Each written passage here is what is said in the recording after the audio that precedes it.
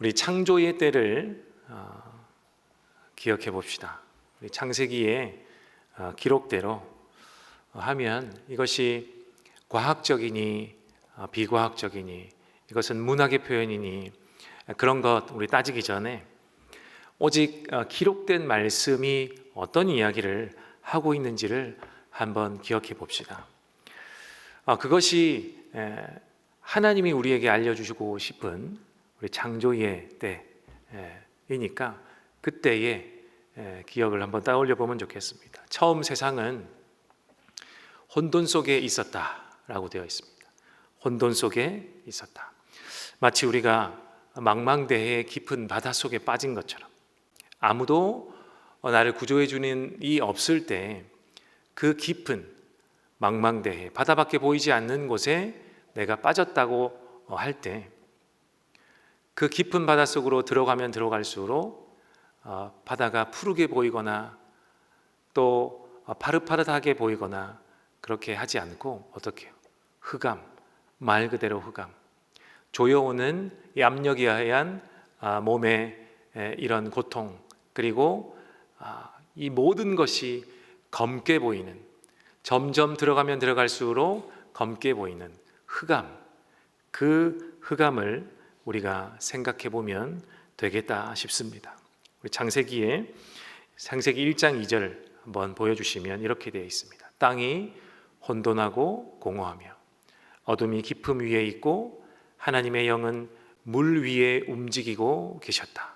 우리 이 구절을 그대로 한번 생각하면서 다시 한번 보겠습니다. 땅이 혼돈하고 공허하며 어둠이 깊음 위에 있고 하나님의 영은 물 위에 움직이고 계셨다.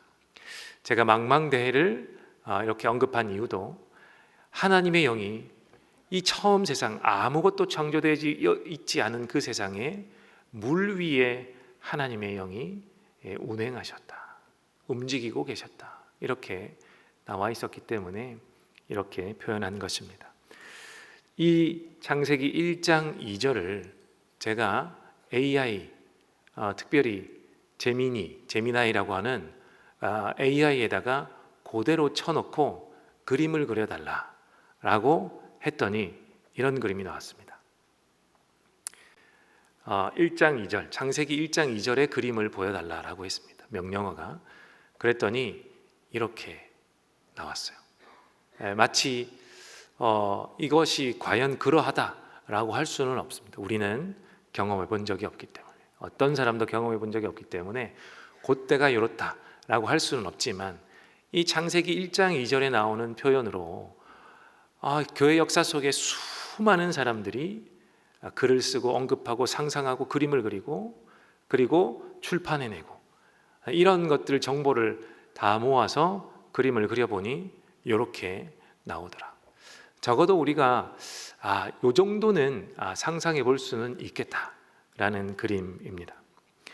이렇게 혼돈, 정말 아무것도 없는 처음 세상은 이렇게 물로 표현된, 이 물로 가득 찬 혼돈, 정말 아무것도 없이 내가 망망대해 한가운데 빠졌을 때 겪었던 그 혼돈의 느낌으로 시작하고 있습니다. 이 처음 세상을 하나님이 창조해 나가시는데 우리는 그냥 생각해 볼 때 아무것도 없던 것에 하나님이 이것도 만들고 저것도 만들고 이렇게 시작하는 것 같이 보이지만 성경이 말하는 바는 그것이 아니라 아무것도 없던 것에 뭐가 생겼다 이러기보다는 이 혼돈을 정리해 가고 가신다. 하나님이 이 혼돈의 세상을 차근차근 먼저 정리하고 계신다라는 것을 사실 보여주고 있습니다. 다시 한번 창조 때를 기억해 보면 첫째 날에 어두운 바다, 이 혼돈 가운데 있는 깊은 물 가운데 있는 이 세상을 어떻게 하시냐? 하나님이 물 그 위를, 수면 위를 운행하시면서 뭐라고 하십니까? 빛이 있으라 그렇게 합니다. 그래서 이 어둡던 세상에 빛의 영역과 어둠의 영역 이렇게 구분을 이렇게 하시는 거죠. 그리고 둘째 날에는 여전히 혼돈 가운데 있는 바다 같은 이 세상에 그 사이를 이렇게 갈라서 창공을 만드셨다라고 합니다. 그래서 창공을 만든 그 위의 물과 아래의 물, 이렇게 나눈 것 같지 않습니까? 홍해 바다 갈라지듯이 위의 물과 아래 물, 그렇게 하나님이 이렇게 정리하시는 것처럼 보이지 않습니까? 그리고 셋째 날에는 하나님께서 여전히 물 가운데 있는, 아래 물 가운데 있는 이 한편에 이 물 가운데 있는 육지를 어떻게 해요? 드러나게 하셨다.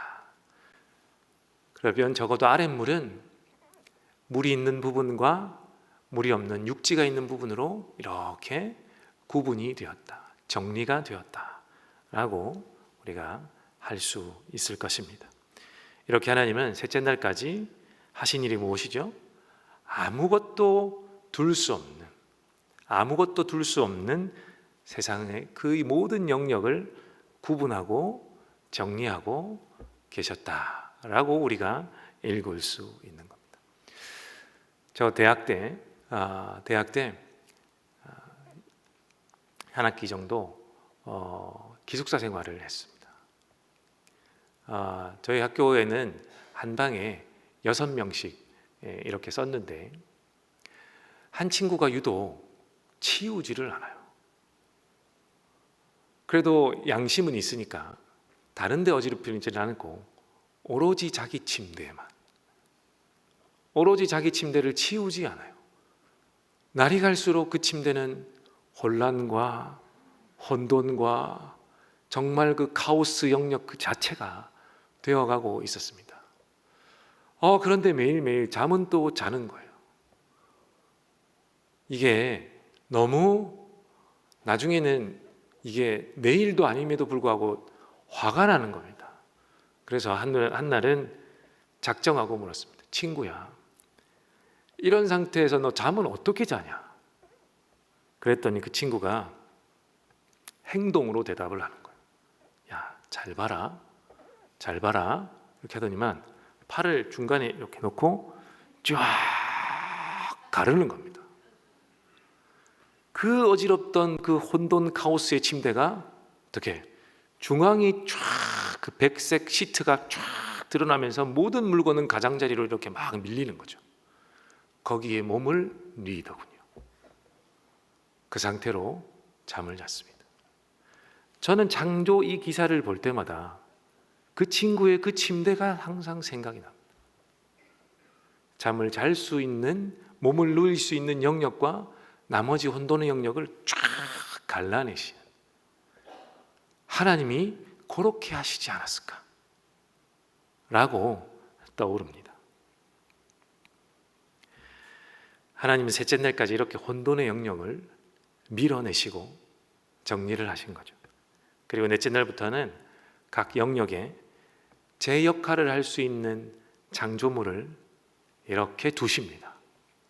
넷째 날에는 만드신 어떻게 하늘에다가 빛이 있는 곳에는 어떻게 태양을, 빛이 없는 곳에는 달과 별을 이렇게 주관하게 하라 하시면서 이렇게 두십니다. 그리고 다섯째 날에는 미리 정리해 두신 하늘과 바다에 살 수 있는 생명체들을 이렇게 두시지 않습니까? 그리고 마지막 여섯째 날에는 땅에 두실 짐승들을 이렇게 만들어서 두시고, 마지막에는 하나님의 형상을 닮은 사람을 창조하시고 만드셔서 땅 가운데 이렇게 두셨습니다. 오늘 말씀을 두 구절만 읽었지만 사실 이 24장 전체를 읽고 싶었는데 다 읽으면 여러분이 스트레스 받으실까 봐 딱 대표적인 두 구절만 읽었습니다. 역대기를 계속해서 큐티에 나가고 있는데 사람 이름이 이렇게 많이 나오고, 이렇게 제사장을 한 장 가운데 또 레위인을 뽑고 성전을 이렇게 보수하고 또 워낙 많은 사람들을 이렇게 세우다 보니까 이 이야기가 과연 나하고 무슨 상관이 있을까라고 읽으면서 다시 마음을 잡고 그래도 하나님 말씀이지 라고 여러분이 읽으실 것 같아서 오늘 말씀을 나누려고 했습니다. 다윗이 오늘 24장에 보면 여러분이 다 읽으셨는데 제사장을 뽑고 역할을 맡기는 일을 하고 있어요. 단순히 다윗은 성전을 이제 만들었으니까, 성전을 만들고 그 안에 법궤를 가지고 왔으니까 다음에 해야 할 일 뭘까? 그 다음에 해야 할 일이 요거니까 요 일을 해야겠다 하고 다음 일을 하고 있는 것이 아니겠죠. 물론 이것이 다윗이 해야 될 일인 것은 분명하지만 그가 하고 있는 것들은 자신이 할 수 있는 것만 하고 있는 거예요. 해야 될 일이지만 자신이 할 수 없는 것은 하지 않고 할 수 있는 것에만 충실해서 다윗이 하고 있는 장면입니다. 마치 셋째 날까지 하나님께서 세상을 정리하신 것처럼 자기가 할 수 있는 영역에서 다윗 또한 그 숱한 기간 동안 이스라엘이 혼란을 겪는데 그 혼란을 겪으며 제자리에 있어야 할 것들이 다 흐트러져서 제자리를 찾지 못하는 그 상황을 하나씩 하나씩 정리해 가고 있는 겁니다. 마치 하나님이 첫째 날, 둘째 날, 셋째 날 이 혼돈 가운데 있는 세상을 정리하신 것처럼 다윗도 혼란 가운데 있었던 이 나라, 혼돈 가운데 빠져 있었던 이 백성들을 데리고 이 혼란과 혼돈을 하나씩 정리하고 있었다는 겁니다. 그렇다고 다윗이 새로운 것들을 창조해낼 수는 없어요. 그는 하나님이 아니기 때문에. 창조된 영역들 가운데 하나님이 두실 만한 곳에 모든 것을 두셨던 그것이 흐트러졌기 때문에 본인이 하나씩 하나씩 그 자리를 찾아가는 일들을 왕으로서 하고 있는 것입니다. 그래서 하나님이 거하실 곳을 위해서 성전을 만들기를 원해요. 성전을 만들려고 준비하고, 그리고 법궤가 사라졌기 때문에 빼앗긴 법궤를 가져오려고 가진 노력을 다하여서 법궤를 예루살렘으로 가지고 옵니다. 그리고 율법과 규례대로, 하나님이 주신 율법과 규례대로 성전에 일해야 할 사람들을 있게 하는 장면이 바로 오늘 역대상 24장 장면이에요. 19절과 31절 다시 한번 보겠습니다. 그들은 하는 일에 따라서 주님의 성전에 들어가서 주 이스라엘의 하나님께서 그들의 조상 아론을 시켜서 지시하신 규례대로 직무를 수행하였다. 이들도 그들의 친족인 아론 자손과 마찬가지로 다윗 왕과 사독과 아히멜렉과 제사장과 레위 사람 가문의 족장 앞에서 제비를 뽑았다. 가문의 종가이든 가장 작은 집이든 공평하게 제비를 뽑았다. 이 구절들은 다윗이 혼란한 세상을 정리하는 위대한 사람이라는 것을 사실 보여주는 이야기입니다. 그러나 덧붙여서 중간중간에 이 말씀은 그럼에도 불구하고 다윗은 주인공은 아니다 라는 말도 덧붙여서 말하고 있습니다. 성전을 만들고 법궤를 찾아오고, 법궤가 왔으니까 이제 이 법궤를 중심으로 일할 제사장이 누굴까? 제사장 가문을 찾아서 그 제사장을 뽑는 겁니다. 율법과 규례대로, 아무나 뽑지 않고 율법과 규례대로 뽑아야 할 그 자손이 누가 남아있는지를 살펴서 그 자손들 하불러 모으고 그 중에 세울 수 있는 제사장들을 세웁니다. 그리고 제사장 혼자 이 제사의 업무를 감당하지 못하니까 레위 사람, 원래 그들이 하던 일 아닙니까? 레위 지파의 사람들 중에서 뽑아야 할 사람들을 또 뽑고 있습니다. 그래서 제사장을 도와 이 제사의 일이 가능하도록 하는 일을 이 역대상 24장에서 다윗이 해야 할 자신의 일로 하고 있는 것입니다. 다윗은 어떻게 합니까? 율법대로, 규례대로, 그리고 전체를 읽어보면 편파적이지 않게, 공평하게, 누구 하나 반기를 들지 못하도록 하나님이 시키신 대로 흠잡을 만한 것이 없는 그 상태를 유지하기 위해서 최선을 다해서 왕으로서의 이 면모를 보여가며 이 일을 하고 있습니다. 그럼에도 불구하고 다윗은 자신이 할 수 없는 것, 정리하고 정돈하는 일을 본인이 하지만 그 가운데 사람을 택해서 그 사람을 임명하는 것은, 본인 스스로가 택해서 임명하는 것은 하지 않습니다. 그것은 오로지 하나님께 맡겨.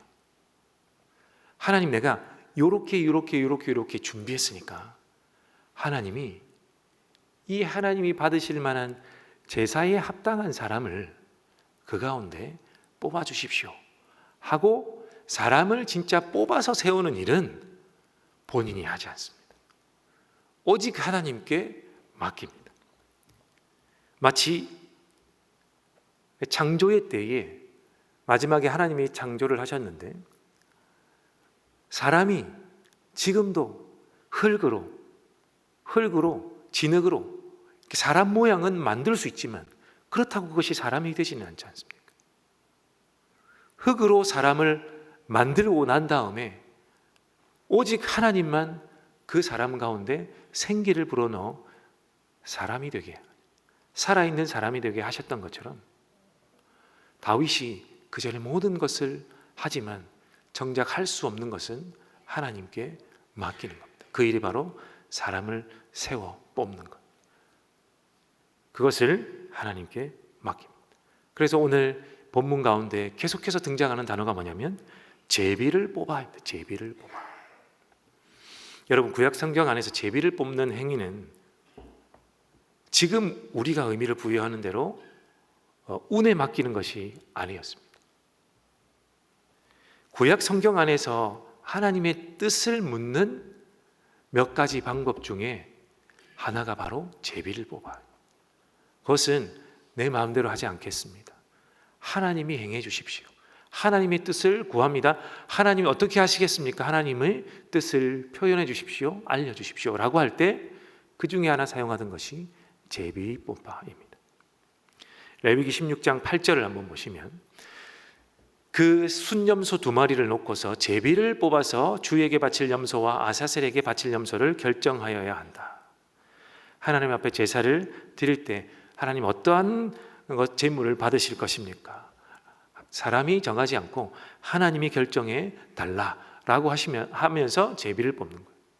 하나님이 선택해 주십시오 라는 것입니다. 여호수아 18장 6절도 한번 보겠습니다.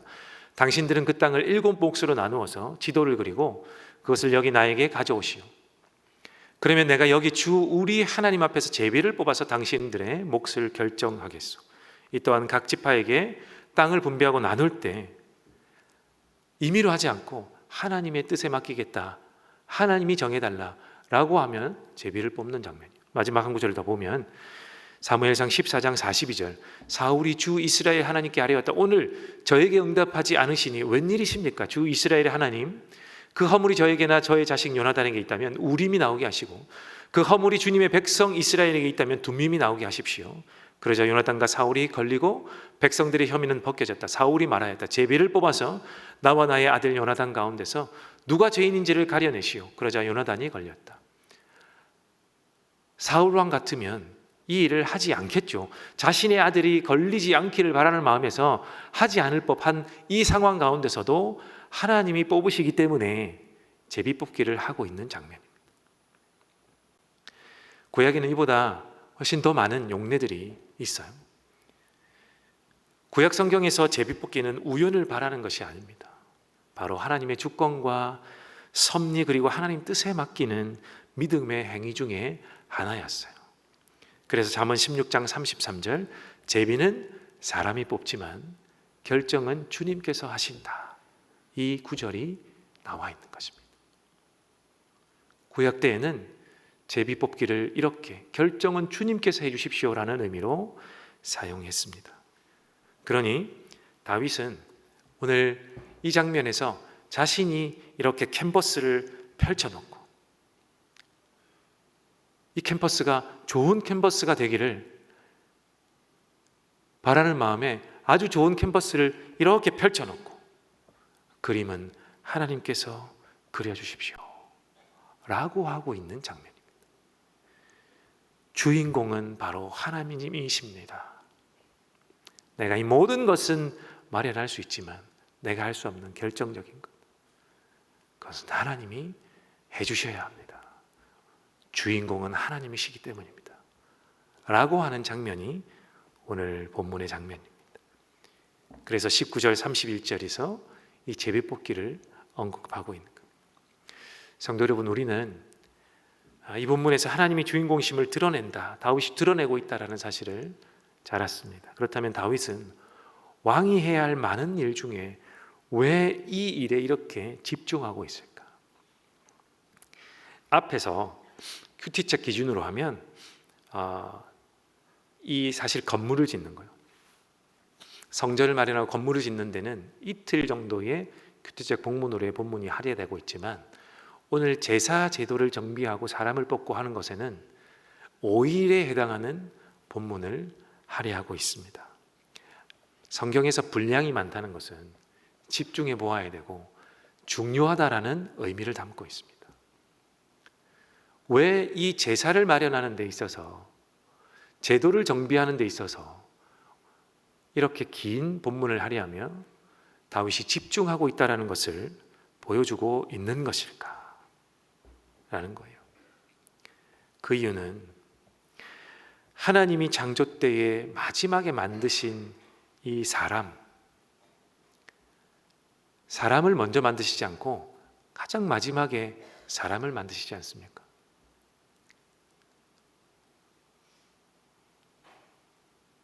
제사를 준비하기 위해서 여러 가지 일을 할 수 있지만, 건물을 만들고 있어야 할 것들을 다, 기물들을 만들고 한 다음에 다윗이 하는 이 정비하는, 사람을 정비하는 일에, 사람을 세우고 정비하고 제도를 정비하는, 사람이 행해야 할 제도를 정비하는 일에 이렇게 집중하고 있는 것이 창조 때 사람을 만드는 것과 같다라고 생각하시면 되겠습니다. 아담과 하와를 통해 하나님이 마지막에 하실 일이 무엇이었냐? 제7일에 하나님은 쉬시면서 이 사람을 통해 무엇을 하셨을까? 사람을 통하여 하나님은 제사를 받으셨습니다. 그러니 다윗이 이 마지막에 하고 있는 이 일도 무엇입니까? 끝은 하나님의 손에 맡기면서 본인이 집중하여 하고 있는 일, 이것은 이 혼돈 가운데 빠졌던 제사를 다시 되돌리고 있는 것, 정리하고 정비하고 있는 것입니다. 제사를, 하나님께 드릴 제사를 회복하고 있다라는 이야기예요. 다윗이 하는 일은 처음 세상을 만드실 때 셋째 날까지 혼돈을 정리하고 있어야 할 것들을 있어야 할 곳에 준비하셨던 하나님의 창조를 생각나게 했죠.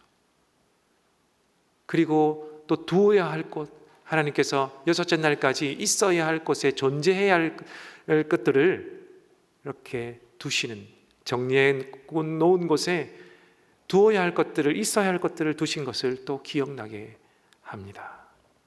그래서 다윗이 성전을 준비하고 법궤를 준비하고 있어야 할 자리에 있어야 하는 사람들, 그 사람들은 어떤 사람이어야 할까 하면서 막 찾아 나섰죠. 제사장들과 레위인들을 불러 모았지 않습니까? 그러면 무엇을 할 수 있습니까? 이것들을 다 하고 난 다음에는 무엇을 할 수 있습니까?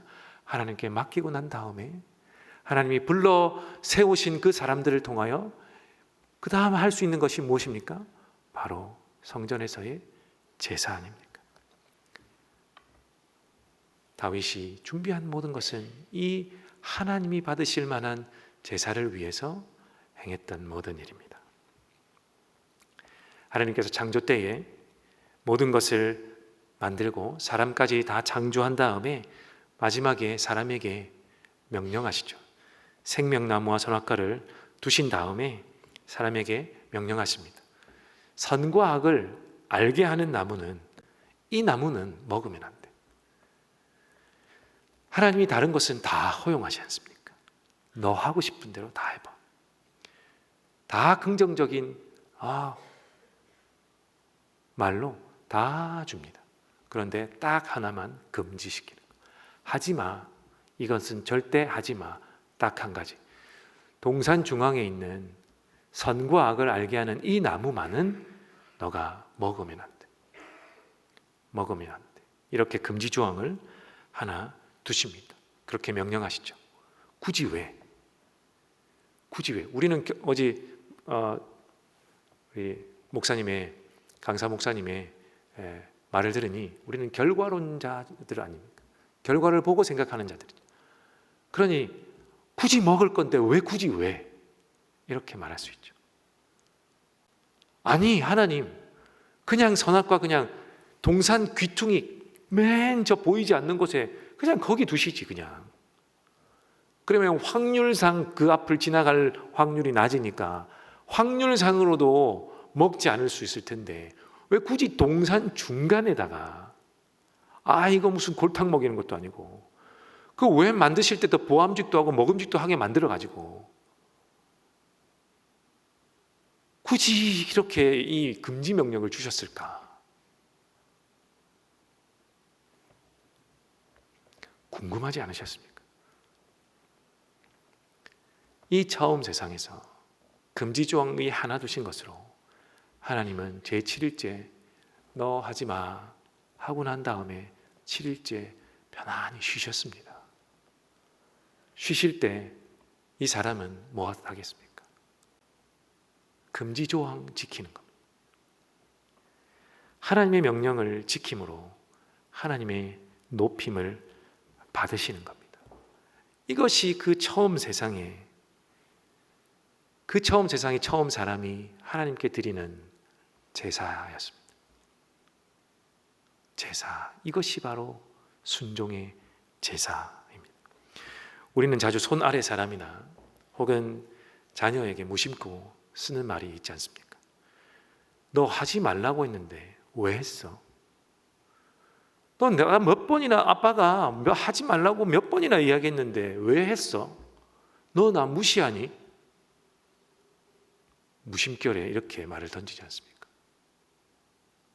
하지 말라고 한 일을 몇 차례 계속 반복해서 하는 사람은 향해서 우리가 자주 쓰는 말 아닙니까? 너 나 무시하니?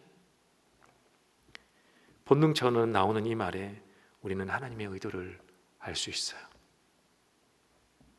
반대로 하면 내가 하지 말라는 것을 잘 지키는 것을 보니까 너는 나를 존중하는구나. 너 나를 존경하는구나.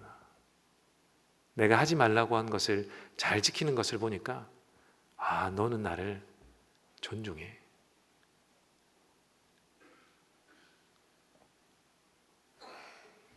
성도 여러분, 이것이 처음 동산에서 처음 사람들을 통해 받으신 하나님의 제사입니다. 순종의 제사.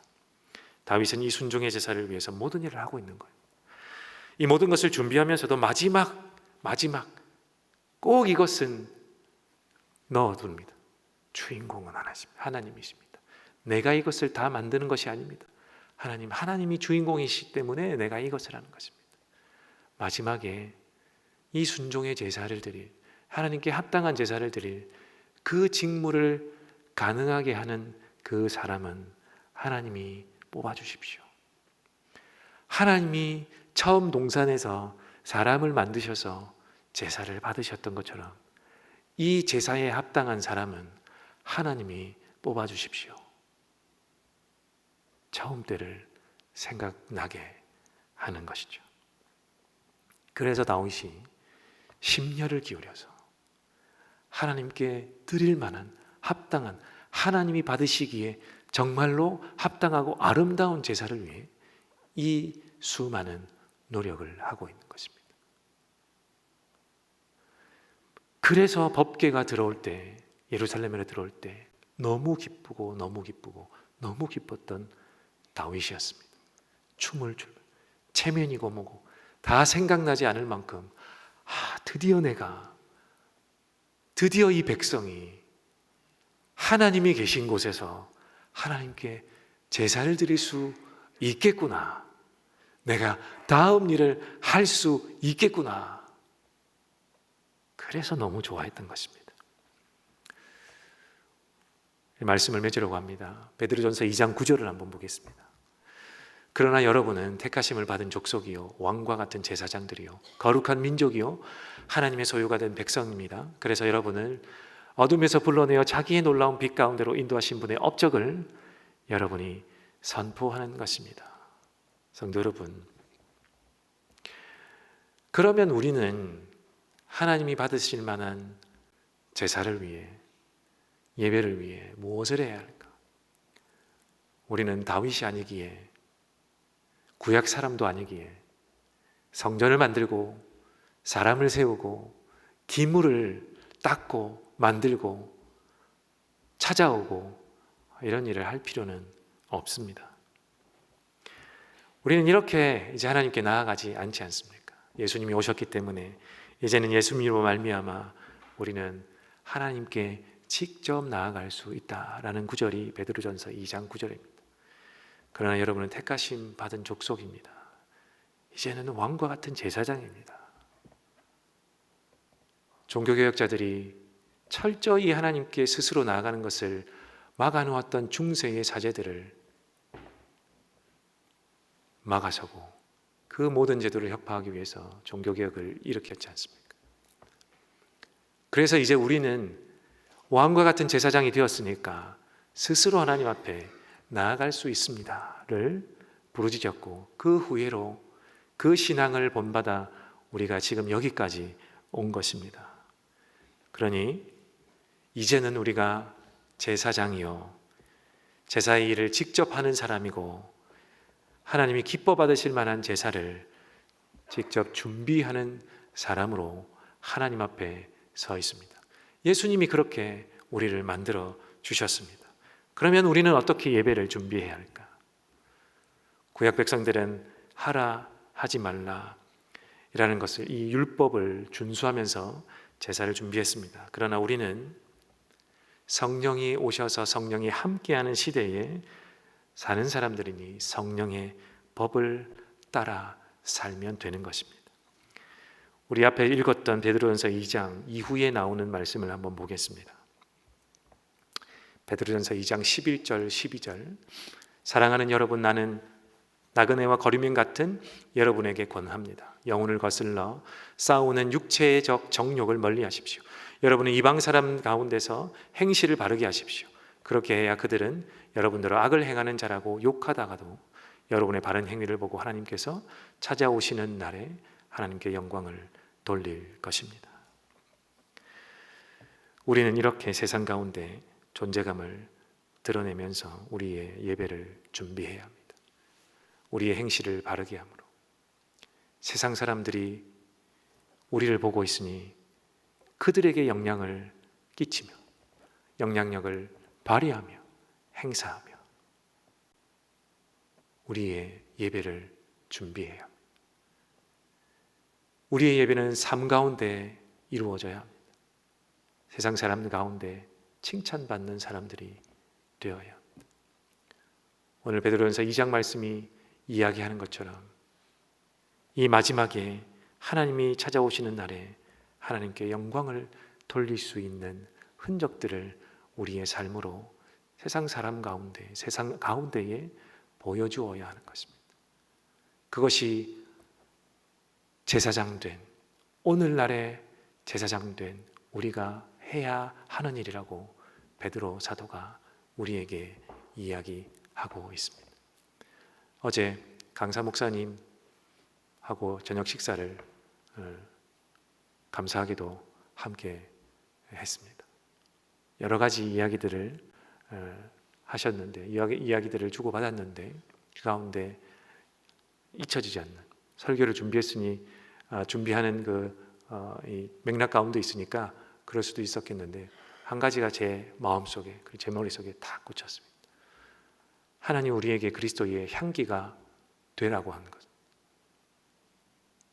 향기가 되라고 하는 것은 늘 향기로운 것을 주어야만 하는 것이 아니라 오늘도 내가 그 사람에게 계속 향기를 뿜어내야 되는 그것이 아니라 그 사람 가운데 머릿속에 그 향기의 기억이, 내가 그 향기를 맡았던 기억을 심어주는 것 이라는 대화를 했습니다. 우리가 많은 사람들에게 선을 행해야 하는 것은 정말 힘든 일이지만 단 한 번에 단 한 번의 선한 기억을 그 사람한테 주는 것입니다. 그리고 그 사람이 이후에 그 기억을 되찾아서 그러했지. 그 사람은 그런 선한 영향력을 나에게 주었지. 그 향기의 기억을 심어주는 것. 우리가 오늘 말씀을 받들어 해야 할 일인 줄로 믿습니다. 다윗이 그렇게 제사의 제도를 심려를 기울여서 준비했던 것처럼 오늘날은 나를 하나님 앞에 산제물로 드리는 것이 바로 그것일 줄로 믿습니다. 선한 영향력으로 세상 사람들 가운데 향기의 기억을 심어주는 것. 이 한 주간 우리가 도전해 보면 어떻겠습니까? 도전함으로 어떠한 사람이 될지는 모르지만 그 사람 가운데 이 하나님의 예배로 들어올 수 있는 그 좋은 기억을 심어주시는, 그 향기의 향내를 맡게 해주시는 저와 여러분 되시기를 주님의 이름으로 간절히 축원합니다.